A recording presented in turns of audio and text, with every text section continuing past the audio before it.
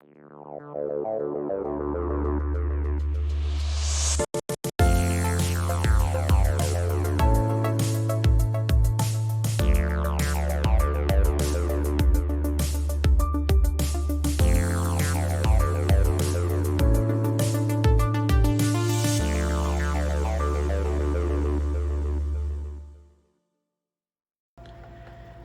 guys, welcome back to another episode of Trains with Shane and the Disgusting Workbench.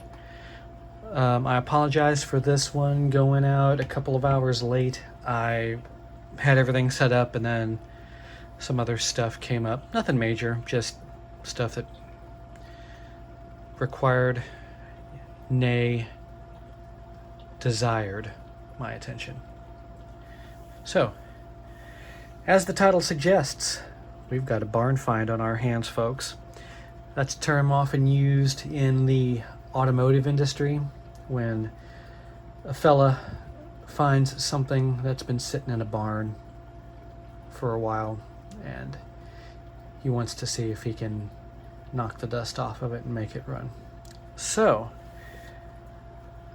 it's kind of what I got here. I'm calling this one my barn find Bachmann. Like, Shane, it's still in the box. Yes, it is, but if you notice, the cellophane and stuff is gone out of this, and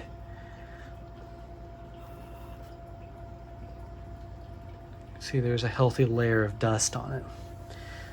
I know this has been sitting for at least a year and a half in storage, because I have owned it and it has been sitting for at least a year and a half in storage. So, what has that done to this? We're going to find out together. I bought this used, so it may not have even ran to begin with, but we're going to explore that and find out together.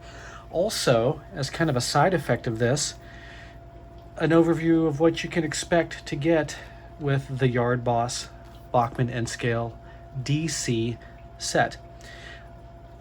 I am not sure if this particular set is available with DCC or DCC with sound. However, I know that at least one or two of the diesel sets are available with at least DCC control. I'm not sure if there are any N sound value Bachmann sets out there. If one of you guys know, put it down in the comments and let us know. We're just going to treat this like a review and have a little discussion. The hobby isn't as replete with new blood as I guess you would put it, in that there aren't a lot of people coming into the hobby completely fresh. There are a lot of people that did it when they were a kid, or their father or their grandfather had a layout and they did it with them and now they're interested. Or someone is getting back into it because they haven't had the hobby in 20 years and they want to know what advances have been made, who should they go with for their first couple of pieces since they're new back, I guess I would say. I've actually seen it come up on the Facebook groups a little bit as of late. And one question was asked, just getting started, what kind of track do you guys recommend? And questions like that and such, or what should I buy for my first set? There are a lot of answers to those questions, and there are a lot of right answers to that questions. Personally, one of my base recommendations is to get a Kato set, right? As I'm sure many of you will agree. Baby's first train set should be a Kato, right? Sure, but you pay for that privilege. It's absolutely a case of you get what you pay for, because I love Kato locomotives. I love Kato Unitrack. I love their little throttle that has the reverser lever and the knob on it. I love that. I own at least 2 of those myself. But there's other options, and there are other options that, well, before internet ordering was such a huge deal, would have been easily accessible, because you want to take a kid into a store and have him have his pick of a couple of sets that are on the shelves. If you walk into a Hobby Lobby, it's going to be a Bachmann set, and it's probably going to be the Yard Boss, the Thoroughbred. It's the Thoroughbred or the Stallion. It's whatever this set is. I can't remember off the top of my head. Or there's a freight diesel set. I don't remember what it's called. But chances are your young future railroader is going to end up with a Bachmann starter set. And honestly, it's been my experience that it's not a bad way to go, especially the diesel set,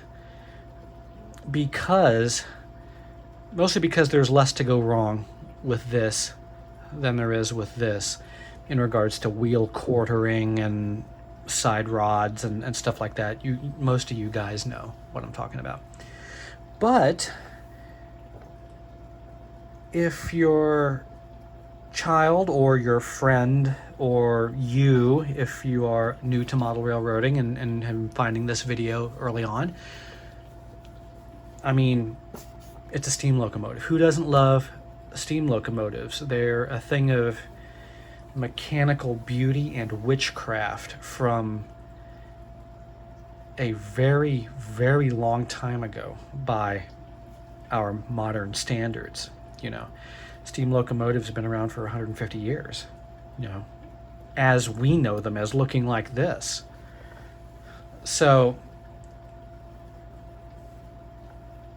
it's 50-50 whether you're going to walk out of Hobby Lobby with the steam set or not. So I figure since we've got it here, let's take a look and see what you get.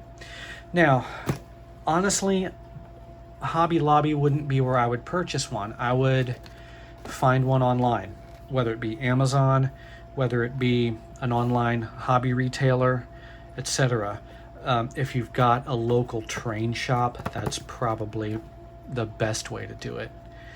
But as is the sad reality, those are nowhere near as common these days as they were 10 or 15 years ago due to online retail and all that stuff. So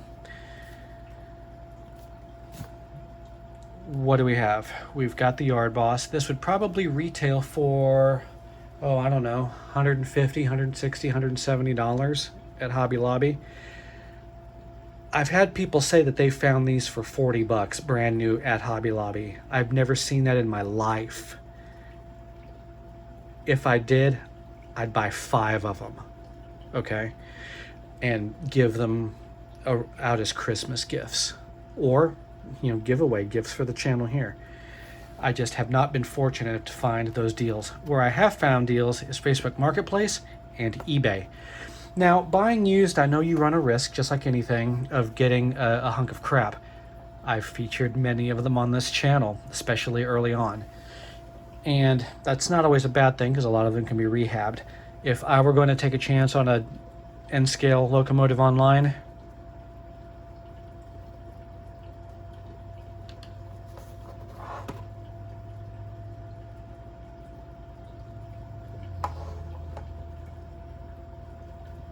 you guys have seen some of my trials and tribulations with N Scale diesel locomotives, usually in regards to wheel quartering, fitting the rods and stuff back on. Although interestingly, the one that I've had the best luck with in the past was another Bachmann. So let's get this thing out of the box, see what you get. I'm probably not going to bother reviewing the transformer and the track. From a newbie standpoint, Bachmann's, I'm taking this out of the box off camera, guys. Bachmann's power pack and their track is every bit as user-friendly as Kato Unitrack for all intents and purposes if you're a new user. As I drop it all on the floor. All right, well, let me get all this easy track out of the back side of this thing that's falling all over the floor without running over it with my chair. Looks like this particular kit came with just circle pieces, no straights, so it's not an oval, it's just a complete circle. There are kits out there, I'm sure, that have ovals. What is that? I don't know, I'll worry about that later. Okay, so here's our set. Again, doesn't appear to have been out of the box, but if it was, they sure did good about repacking this with its proper cardboard and making this all tied up and tidy. Let's extricate our rolling stock here. If I can find a handy way to do so without destroying it. Looks like we got a southern gondola. Oh yeah, there's the dust. There's the money shot. It's worth 5 times as much now. See, it's totally clean on the backside.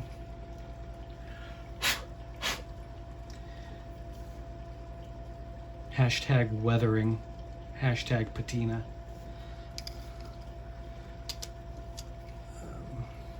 One thing I will say about Bachmann rolling stock, metal wheels.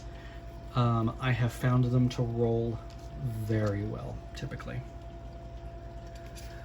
All right, how you guys like my forearm?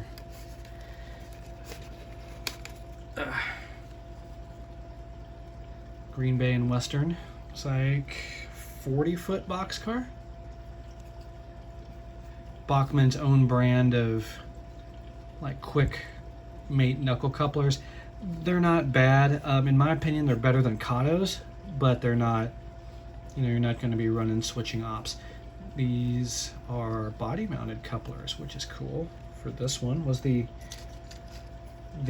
gondola had truck mounted couplers. Truck mounted couplers, of course, being better for tight radiuses. The body mounted couplers are better for switching ops. The doors on that boxcar do not open. I may need to get something to extricate this caboose out of here with. Enter the Rick's pick. I want to use this end so I don't break the point off.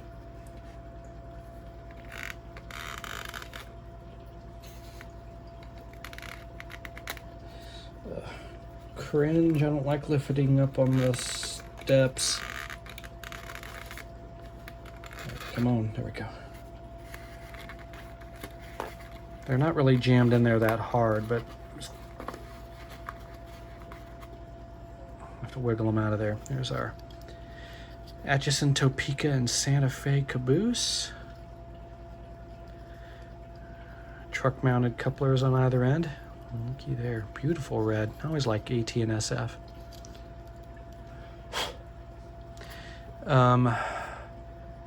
There's a bunch of different ways to skin this cat about how to clean this off. What I would use in combination with compressed air is probably a soft bristled brush. Maybe not this one specifically because it's not very wide, but I would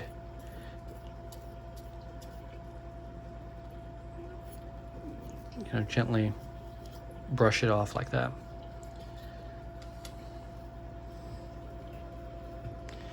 All right, let's see if we can extricate this. Typically with most diesel, or not diesel, but steam locomotives, you'll notice that the connection between the tender and the locomotive is using a drawbar. And that drawbar is not quick release, not usually. So our locomotive and our tender have to come out at roughly the same time here. And it's a little bit to manage. Thankfully, this isn't like a Broadway Limited big boy or something that has tons and tons of locomotive and tender to get hung up here. Ugh. All right, here's our thing.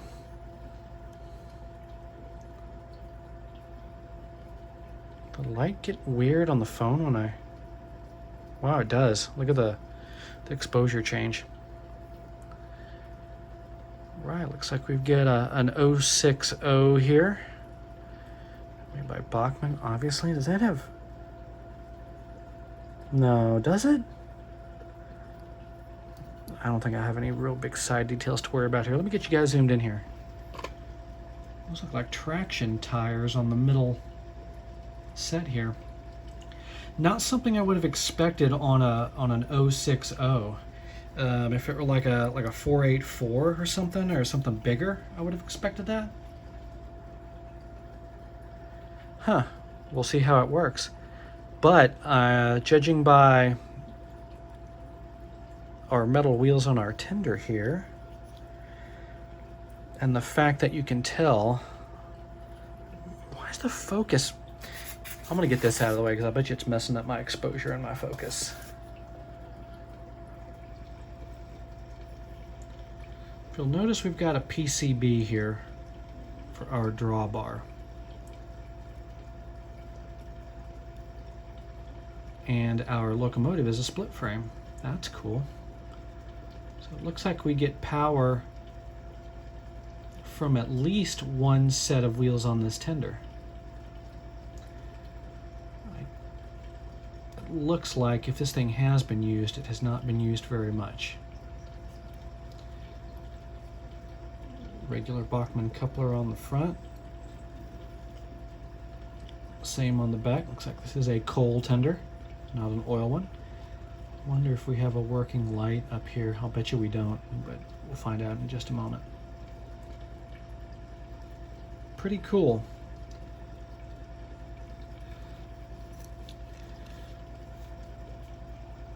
Focus. Magic. All right. Whoa, I just noticed that. I guess the top of the shell is screwed on. You guys spy that Phillips head right there? So, I don't have a lot to talk about as far as steam locomotives go, guys. I don't have a lot of experience with them. Most of the experience has not been fantastic, but then again, I'm not buying these things brand new. So, what do you say? We do what we do. We get this little guy onto a piece of test track, find out what it does or what it doesn't do. I'll see you guys over there. Alright guys, we've made room for the Inglenook switching layout here. We've got our Rokuhan DC transformer set up over here. Let's see. Turn it on. Pick a direction, dial up juice. Whoa, we're going. And then we stopped. More juice, all of the juice. None of the juice.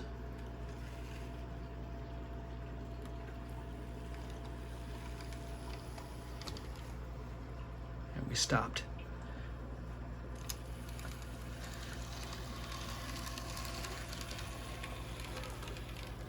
Seems to work okay.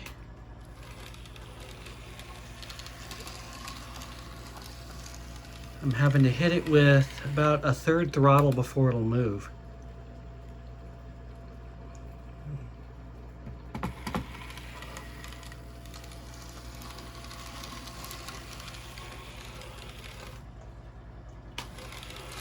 Full power.